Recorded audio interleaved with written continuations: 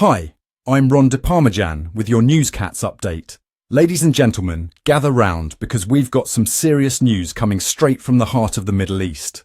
Qatar has taken on a crucial role as a mediator in the ceasefire negotiations between Israel and Hamas. This isn't just your average chat over a cup of tea. No way. It's a high-stakes diplomatic showdown with lives hanging in the balance. With the humanitarian situation in Gaza deteriorating daily, we're talking over 1 million people without access to food. The pressure is on for both sides. The United Nations has described the conditions as beyond catastrophic. It's heart-wrenching, folks, and as casualties soar, time is not a luxury we have. The clock is ticking, and the urgency is palpable. Now let's take a closer look at how Qatar is maneuvering through this web of diplomacy. They're not alone in this. They're facilitating talks alongside Egypt and the United States, striving to bridge those gaping chasms between Israel and Hamas. It's like they are on a tightrope walk, trying to find common ground amid chaos. With about 40,861 lives lost, many of whom are women and children, Qatar's role here becomes even more critical. So what exactly are they proposing? Well, the discussions include a phased approach to the ceasefire, which breaks down into 3 key phases. Phase 1 calls for an immediate halt to hostilities, complete with selective hostages releases. Phase 2 shifts the focus to establishing a permanent ceasefire with comprehensive prisoner exchanges, and Phase 3 aims for the lifting of the blockade on Gaza. Now that's quite the ambitious game plan, but can it actually work? Well, the future hangs in the balance. Speaking of balance, let's talk about Israeli Prime Minister Benjamin Netanyahu. He's caught in quite a tricky spot, folks. On one hand, he's under pressure from his public, who are clamoring for action regarding the hostage situation. On the flip side, he knows any ceasefire needs to address Israel's security needs. This is no easy feat. Protests are erupting in the streets of Israel as citizens demand a decisive response.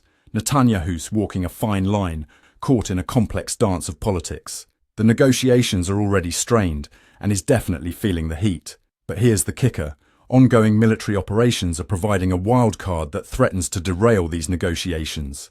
Talk about bad timing. Just the other day, Israeli airstrikes added to the turmoil, translating to even more casualties and further complicating the discussions. Now, let's not forget about the international players in this dramatic saga. United States Secretary of State Antony Blinken is urging both parties to finalize a deal, but it's easier said than done when you consider differing opinions on what can actually be achieved here. Qatar's mediation efforts are met with suspicion from some quarters, given its historical ties to Hamas. That's right, folks, this is not a straightforward situation. But here's the thing, the complexity of these negotiations means that they're not just about ending violence, they're about navigating a battlefield of national security fears and public sentiment.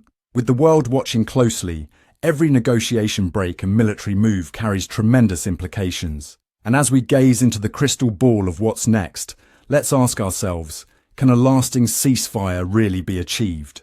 The persisting violence complicates the already tangled web of politics and humanitarian crises. It's like solving a puzzle where the pieces keep shifting.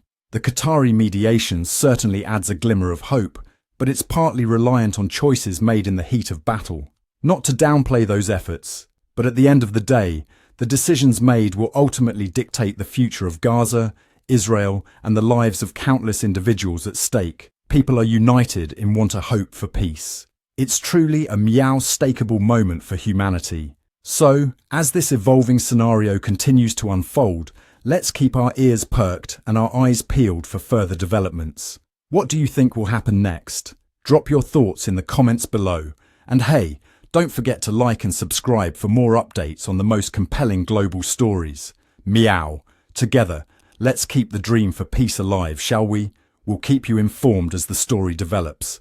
I'm Ron de Parmesan, reporting for Newscats. Meow.